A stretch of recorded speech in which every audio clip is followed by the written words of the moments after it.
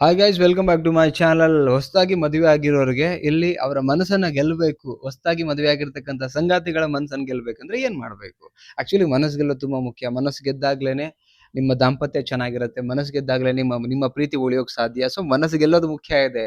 So ನೆನ್ಪಿರ್ಲಿ ನಿಮ್ಗೆ. Okay, ನೀವು ಮನಸ್ಸು ಗೆಲ್ದಿರಾ ಏನೋ ಎಕ್ಸ್ಪೆಕ್ಟ್ ಮಾಡಿದ್ರೆ ಏನೂ ಕೂಡ ಸಿಗ್ಲಿಕ್ಕಿಲ್ಲ. ಓಕೆ, ಏನು ಅಂತ ನೋಡೋದಕ್ಕಿಂತ ಮುಂಚೆ ಫಸ್ಟ್ ಟೈಮ್ ನಮ್ಮ ಚಾನಲ್ ನೋಡ್ತಾ ಇದ್ರೆ ಸಬ್ಸ್ಕ್ರೈಬ್ ಮಾಡಿ, ಸಪೋರ್ಟ್ ಮಾಡಿ. ಆ್ಯಂಡ್ ಕೌನ್ಸಿಲಿಂಗ್ ಬೇಕು, ನನ್ನ ಜೊತೆ ಮಾತಾಡಬೇಕು, ನಿಮ್ಮ ದಾಂಪತ್ಯದ ಸಂಬಂಧಪಟ್ಟ ಹಾಗೆ, ನಿಮ್ಮ ಪ್ರೀತಿಯ ಸಂಬಂಧಪಟ್ಟ ಹಾಗೆ, ನಿಮ್ಮ ಕೆರಿಯರ್ ಸಂಬಂಧಪಟ್ಟ ಹಾಗೆ ಅಂತ ಹೇಳಿದ್ರೆ ಸೊ ಕೌನ್ಸಿಲಿಂಗ್ ಮಾಡ್ತೀವಿ. ಕಾಂಟ್ಯಾಕ್ಟ್ ನಂಬರ್ ಕೊಟ್ಟಿರ್ತೀವಿ ಸ್ಕ್ರೀನ್ ಮೇಲೆ, ಕಾಂಟ್ಯಾಕ್ಟ್ ಮಾಡಿ. ಕಾಲ್ ರಿಸೀವ್ ಆಗಿಲ್ಲ ಅಂದ್ರೆ ವಾಟ್ಸ್ಆಪ್ ಮಾಡಿ. ಬಟ್ ಕೌನ್ಸಿಲಿಂಗ್ಗೆ ಚಾರ್ಜಸ್ ಇರುತ್ತೆ, ನೆನಪಿರ್ಲಿ. ಓಕೆ, ಒಂದೊಂದೇ ಪಾಯಿಂಟ್ ನೋಡ್ತಾ ಹೋಗೋಣ. ನೋಡಿ, ಸಂಗಾತಿ ಮನಸ್ಸು ಗೆಲ್ಲಬೇಕಂದ್ರೆ ಫಸ್ಟ್ ನೀವು ಮಾಡಬೇಕಾಗಿರೋ ಕೆಲಸ, ಸಂಗಾತಿ ಮಾತಾಡುವಾಗ ಗಮನವಿಟ್ಟು ಕೇಳಿ. ಸೊ ಇಟ್ಸ್ ವೆರಿ ಇಂಪಾರ್ಟೆಂಟ್ ಆಗುತ್ತೆ. ಅವ್ರು ಏನನ್ನ ಹೇಳ್ತಾ ಇದ್ದಾರೆ, ಅವರ ಮನಸ್ಸಲ್ಲಿ ಏನಿದೆ, ಸೊ ಅದನ್ನ ಹೇಳ್ತಾರೆ ಮಾತಿನ ಮುಖಾಂತರ ಅಂತ ಹೇಳಿದ್ರೆ ಕ್ಲಿಯರ್ ಆಗಿ ಕೇಳಿಸ್ಕೊಳ್ಳಿ. ಅದಾದ್ಮೇಲೆ ಕೆಲವ್ರು ಏನ್ ಮಾಡ್ತಾರೆ ಅಂತ ಹೇಳಿದ್ರೆ ಮಧ್ಯೆ ಮಧ್ಯೆ ಮಾತಾಡ್ತಾರೆ. ಅವಶ್ಯಕತೆ ಇಲ್ಲ. ಆಕ್ಚುಲಿ ಮಧ್ಯೆ ಮಧ್ಯೆ ಮಾತಾಡಿದಾಗ ಅವ್ರು ಇರಿಟೇಟ್ ಆಗುತ್ತೆ. ನನ್ಗೆ ಹೇಳಿಕ್ ಬಿಡ್ತಾ ಇಲ್ಲ ಇವರು, ಹೇಳಿಕ್ ಬಿಡ್ತಾ ಇಲ್ಲ ಇವರು. ಫಸ್ಟ್ ಕೇಳಿ, ಲಿಸನಿಂಗ್ ಮಾಡಿ. ನೀವು ಅವರಿಗೆ ರಿಯಾಕ್ಟ್ ಮಾಡ್ತಿರಲ್ಲ ಗೊತ್ತಿಲ್ಲ, ಕೇಳಿದಾಗ 100% 50% ನೀವು ಅವ್ರ ಮನಸ್ಸು ಗೆದ್ದಂಗೆ. ಫಸ್ಟ್ ಕೇಳಕ್ ಶುರು ಮಾಡಿ.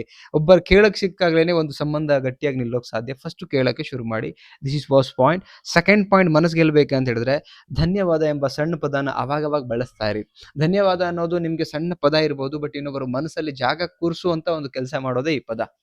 ನೀವು ಒಂದಿನ ಈಗ ನಿಮ್ಮ ಹಸ್ಬೆಂಡ್ ನಿಮ್ಗೆ ಮಲ್ಲಿಗೆ ಹೂವ ತಗೊಂಬಂದ್ ಕೊಟ್ರು ಅನ್ಕೊಳ್ಳಿ, ಅಥವಾ ಡ್ರೆಸ್ ತಗೊಂಬಂದ್ ಕೊಟ್ರು ಅನ್ಕೊಳ್ಳಿ, ಹೊರಗಡೆಯಿಂದ ಏನೋ ತಿಂಡಿ ಏನೋ ತಂದು ಕೊಟ್ರು ಅನ್ಕೊಳ್ಳಿ. ಥ್ಯಾಂಕ್ಸ್ ಅಂತ ಒಂದು ಪದ ಹೇಳಿ. ಬೇರೆಯವ್ರಿಗೆ ನಾವು ಅಂದ್ರೆ ಅನ್ನೋನ್ ಪರ್ಸನ್ ಥ್ಯಾಂಕ್ಸ್ ಹೇಳೋ ಬದು ಇದಂತ ಥ್ಯಾಂಕ್ಸ್ ಹೇಳೋ ನೆಸೆಸಿಟಿ ಇದೆಯಾ ಅಂತ ನಿಮ್ಗೆ ಅನ್ಸೋದಿಲ್ಲ. ಥ್ಯಾಂಕ್ಸ್ ಹೇಳಿದಾಗ ಅಥವಾ ಖುಷಿ ಪಟ್ಟು ತುಂಬಾ ಖುಷಿ ಆಯ್ತ್ರಿ ಅಂತ ಅಂದಾಗ ಅವ್ರು ನಿಜವಾಗ್ಲೂ ಮತ್ತೆ ಅವ್ರಿಗೆ ಖುಷಿ ಆಗತ್ತೆ, ಮತ್ತೆ ತಂದು ಕೊಡ್ಬೇಕು. ಒಂದೊಂದು ಬಾಂಡಿಂಗ್ ಬೆಳೆಯುತ್ತೆ, ಅವ್ರಿಗೂ ಖುಷಿ ಆಗತ್ತೆ. ಸೇಮ್ ವೈಫ್ ಏನಾರು ನಿಮ್ಗೆ ಏನಾರು ಸರ್ಪ್ರೈಸ್ ಗಿಫ್ಟ್ ಕೊಟ್ಟಾಗ ಹಸ್ಬೆಂಡ್ ಅಷ್ಟೇ ತುಂಬಾ ಥ್ಯಾಂಕ್ಸ್ ಅಂತ ಹೇಳಬೇಕು. ಏನಕ್ಕೆ ಅಂದ್ರೆ ಆತರ ಹೇಳಿದಾಗ ಸಣ್ಣ ಸಣ್ಣ ವಿಚಾರಗಳನ್ನ ನಾವು ನೋಟಿಸ್ ಮಾಡಿ ಥ್ಯಾಂಕ್ಸ್ ಹೇಳಿದಾಗ ಖುಷಿ ಆಗತ್ತೆ ಮನಸ್ಸಲ್ಲೊಂದು, ನಿಜವಾಗ್ಲೂ. ಓಕೆ, ಇದನ್ನ ಮಾಡಿ. ಥರ್ಡ್ ಪಾಯಿಂಟ್, ಪ್ರತಿದಿನ ಸ್ವಲ್ಪ ಸಮಯ ಕೊಟ್ಬಿಟ್ಟು ಮಾತಾಡಕ್ ಶುರು ಮಾಡಿ. ಸ್ವಲ್ಪ ಸಮಯ, ಬಟ್ ಆ ಸ್ವಲ್ಪ ಸಮಯ ಇಡೀ ದಿನ ರಿಫ್ರೆಶ್ ಆಗೋ ತರ ಇರ್ಬೇಕು. 10 ನಿಮಿಷ ಮಾತಾಡಿದ್ರು ಕೂಡ ಇಡೀ ದಿನ ಅದು 10 ನಿಮಿಷ ಇಡೀ ದಿನಕ್ಕೆ ಆಗುವಷ್ಟು ಪ್ರೀತಿಯಿಂದ ಮಾತಾಡಿ. ಇರೋ ವಿಚಾರ ಮೇನ್ ವಿಚಾರ ಮಾತಾಡಿ. ಸ್ಪೆಷಲಿ ಪರ್ಸನಲ್ ಲೈಫ್ ಬಗ್ಗೆ ಮಾತಾಡಿ, ಭಾವನೆಗಳ ಬಗ್ಗೆ ಮಾತಾಡಿ, ಫ್ಯೂಚರ್ ಲೈಫ್ ಬಗ್ಗೆ ಮಾತಾಡಿ. ಇದೆಲ್ಲಾನು ಇನ್ಕ್ಲೂಡ್ ಯಾಕಂದ್ರೆ 10 ನಿಮಿಷ ಸಿಕ್ಕಿರೋದ್ರಲ್ಲಿ ಅವ್ರ ಬಗ್ಗೆ ಮಾತಾಡಿ ಸಮಯ ವೇಸ್ಟ್ ಮಾಡಬೇಡಿ. ನಿಮ್ಮ ಪರ್ಸನಲ್, ನಿಮ್ಮ ಫ್ಯೂಚರ್, ನಿಮ್ಮ ಪ್ರೆಸೆಂಟ್ ಹೆಂಗಿರ್ಬೇಕು ಹೆಂಗಿರಬಾರ್ದು ಇದ್ರ ಬಗ್ಗೆ ಫಟಾಫಟ್ ಅಂತ ಮಾತಾಡಕ್ ಶುರು ಮಾಡಿ. ಸೊ ನೆಕ್ಸ್ಟ್ ಪಾಯಿಂಟ್ ಏನಂತ ಹೇಳಿದ್ರೆ, ಕಷ್ಟದ ಸಮಯ ಜೊತೆ ನಿಲ್ಲಿ. ಹೆಂಡತಿಗೇನೋ ಹುಷಾರಿಲ್ವಾ, ನಿಲ್ಲಿ. ಗಂಡನಿಗೆ ಫಿನಾನ್ಸಿಯಲ್ ಪ್ರಾಬ್ಲಮ್ ಆಯ್ತಾ, ಜೊತೆ ನಿಲ್ಲಿ. ಒಬ್ರಿಗೊಬ್ರು ಇದಕ್ಕೆ ಅರ್ಧ ಹಂಗೆ ಅಂತ ಹೇಳೋದು, ಇದಕ್ಕೆ ಜೊತೆ ನಿಲ್ಲೋದು ಅಂತ ಹೇಳೋದು. ಹೀಗೆ ಜೊತೆ ನಿಂತಾಗ ನಿಜವಾಗ್ಲೂ ಅವ್ರು ಯಾವುದೇ ಕಾರಣಕ್ಕೂ ಮರೆಯಲ್ಲ, ನನ್ನ ಲೈಫಲ್ಲಿ ನಾನೇನ್ ಅನ್ಕೊಂಡಿದ್ನು ಆ ಒಂದು ಸಂಗಾತಿ ನಂಗೆ ಸಿಕ್ಕಾಯ್ತು, ನನಗೆ ಇನ್ನೇನು ಅಂತ ಹೇಳ್ತಾರೆ. ಯಾಕೆಂದ್ರೆ ಕಷ್ಟ ಸಮಯ ಜೊತೆಗೆ ನಿಂತಾಗ ನಿಜ ಹೇಳ್ತೀರಿ, ಯಾಕಂದ್ರೆ ಇಡೀ ಪ್ರಪಂಚ ಯಾರು ಅವ್ರು ನಂಬ್ತಾ ಇರಲ್ಲ, ಯಾರು ಅವ್ರ ಜೊತೆ ನಿಲ್ಲಲ್ಲ. ಅಂತ ಟೈಮಲ್ಲಿ ನೀವು ನಿಂತಿರ್ತೀರಲ್ಲ, ಗ್ರೇಟ್ ಅನ್ಸ್ಬಿಡ್ತಾರೆ. ಅಂಡ್ ಹೆಂಡತಿ ಹುಷಾರಿಲ್ಲಬೇಕಾದ್ರೆ ಜೊತೆ ನಿಲ್ತಿರಲ್ಲ, ನೀವು ಗ್ರೇಟ್ ಆಗ್ಬಿಡ್ತೀರಿ. ಇಬ್ರು ಇದನ್ನ ಅಂಡರ್ಸ್ಟ್ಯಾಂಡ್ ಮಾಡ್ಕೊಳ್ಳಿ. ನೆಕ್ಸ್ಟ್ ಪಾಯಿಂಟ್ ಏನಂತ ಹೇಳಿದ್ರೆ, ಕೊಟ್ಟ ಮಾತುಗಳನ್ನು ಉಳಿಸ್ಕೊಳ್ಳಿ. ಅಂದ್ರೆ ಫಸ್ಟ್ ಮಾತು ಕೊಡೋಕ್ಕಿಂತ ಮುಂಚೆ, ನಾನು ದೊಡ್ಡ ದೊಡ್ಡ ಗಿಫ್ಟ್ಗಳ ಬಗ್ಗೆ ಅಂತ ಹೇಳ್ತಿಲ್ಲ, ಸಣ್ಣ ಸಣ್ಣ ವಿಚಾರ. ಎಲ್ಲ ಹೊರಗಡೆ ವಾಕ್ ಕರ್ಕೊಂಡು ಹೋಗ್ತೀನಿ, ಸಿನಿಮಾ ಕರ್ಕೊಂಡು ಹೋಗ್ತೀನಿ, ಅಥವಾ ಚೆನ್ನಾಗಿ ನೋಡ್ಕೋತೀನಿ ಅನ್ನೋ ಮಾತು, ಪ್ರೀತಿಯಿಂದ ಮಾತಾಡಿರ್ತಕ್ಕಂಥ ಇವೆಲ್ಲಾನು ಕೂಡ ನೆನ್ಪಿಟ್ಕೊಂಡು ಮಾತಾಡೋದನ್ನ ಕಲೀರಿ. ಅದು ಉಳಿದು ಹೋಗ್ಬೇಕು ಮಾತು. ಆವಾಗಲೇ ನಿಮ್ಮಲ್ಲಿ ಇನ್ನೂ ನಂಬಿಕೆ ಬರ್ಲಿಕ್ಕೆ ಶುರು ಆಗುತ್ತೆ. ನಂಬಿಕೆ ಬಂದಾಗ ಪ್ರೀತಿ ಹೆಚ್ಚಾಗತ್ತೆ, ಗೌರವ ಹೆಚ್ಚಾಗತ್ತೆ. Yes or no?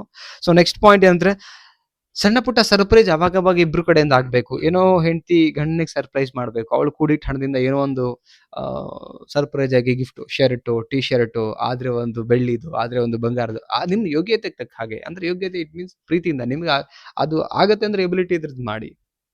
Okay, and ಗಂಡನೂ ಅಷ್ಟೇ, ಹೆಂಡತಿಗೊಂದು ಸೀರೆನೋ ಅಥವಾ ಒಂದು ಲೈಕ್ ಚೂಡಿದಾರನೋ, ಅಥವಾ ಲೈಕ್ ಅವಳು ಇಷ್ಟಪಡುವಂತ ಹೂವನೋ, ತಿನ್ನುವಂತ ತಿನಿಸು, ಏನೋ ಒಂದು ಸರ್ಪ್ರೈಸ್ ಮಾಡಿ ಖುಷಿ ಪಡಿಸಿ. ಒಟ್ಟಿನಲ್ಲಿ ಖುಷಿ ಪಡಿಸೋದೇ ಅಲ್ವಾ, ಖುಷಿ ಪಡಿಸ್ಕೊಂಡು ಒಬ್ರಿಗೊಬ್ರು ಸಾಗೋದಲ್ವಾ ಬದುಕು. ಸೊ ನೆಕ್ಸ್ಟ್ ಪಾಯಿಂಟ್, ತಪ್ಪಾದ್ರೆ ಈಗೋ ಬಿಡಿ, ಕ್ಷಮೆ ಕೇಳಿ. ಎಷ್ಟೋ ಜನ ಅಂದ್ರೆ ತಪ್ಪಾದ್ರೆ ಸಾರಿ ಕೇಳಲ್ಲ. ಐಮ್ ಸಾರಿ, ನಂಗೆ ಗೊತ್ತಾಗಿಲ್ಲ, ಮಾತಾಡ್ಬಿಟ್ಟೆ, ಬಟ್ ಅದನ್ನೇ ನೆನಪಲ್ಲಿ ಇಟ್ಕೋಬೇಡ, ಅದನ್ನ ಕಿತ್ತು ಬಿಸಾಕು, ನಾವಿಬ್ರು ಚೆನ್ನಾಗಿರ್ಬೇಕು. ನೀನು ತಪ್ಪು ಮಾಡಿದಾಗ ನಾನು ಹಾಗೆ ಮನಸ್ಥಿತಿ ತಗೊಳ್ತೀನಿ ಅಂತ ಹೇಳ್ಬಿಟ್ಟು ಹೇಳಿ ಮಾತಾಡಿ, ಆವಾಗಲೇ ಸಂಬಂಧ ಉಳಿಯೋದು. ಸ್ನೇಹಿತರೆ, ವಿಡಿಯೋ ನೋಡಿದ್ರಿ, ಪಾಯಿಂಟ್ಗಳನ್ನು ಕೂಡ ಕೇಳಿದ್ರೆ, ಸೊ ಹೇಗಿತ್ತು, ಹೇಗೆ ಅನ್ನಿಸ್ತು ಅದನ್ನು ಕಮೆಂಟ್ ಮಾಡಿ ಅಂತ ಹೇಳ್ತಾ, ದಯವಿಟ್ಟು ಹೊಸದಾಗಿ ಮದುವೆ ಆಗಿರೋರಿಗೆ ಅಥವಾ ಮದುವೆ ಆಗ್ಬಿಟ್ಟು ದಿನ ಜಗಳ ಮಾಡ್ತಿರೋರಿಗೆ ಈ ವಿಚಾರಗಳನ್ನ ರೀಚ್ ಔಟ್ ಮಾಡಿಸಿ. ಸೊ ಎಲ್ರಿಗೂ ಶೇರ್ ಮಾಡಿ ಅಂತ ಹೇಳ್ತಾ ಇಲ್ಲ, ಗ್ರೂಪ್ಗಳಲ್ಲಿ, ವಾಟ್ಸಪ್ಗಳಲ್ಲಿ, ಸ್ಟೇಟಸ್ಗಳಲ್ಲಿ ಇಟ್ಬಿಟ್ಟು ಲಿಂಕ್ನ ಕಾಪಿ ಮಾಡಿ ಅಲ್ಲೂ ಇಡಿ ಅಂತ ಹೇಳ್ತೀವಿ. ಬಿಕಾಸ್ ಇಷ್ಟು ಜನಗಳಿಗೆ ಇಂಡೈರೆಕ್ಟ್ಲಿ ಸಂಸಾರಕ್ಕೆ ನೀವು ಹೆಲ್ಪ್ ಮಾಡ್ತೀರಾ ಅಂತ ಹೇಳ್ತಾ ಮತ್ತೊಂದು ಟಾಪಿಕ್ ಸಿಗೋಣ. Thank you so much guys, love you, bye.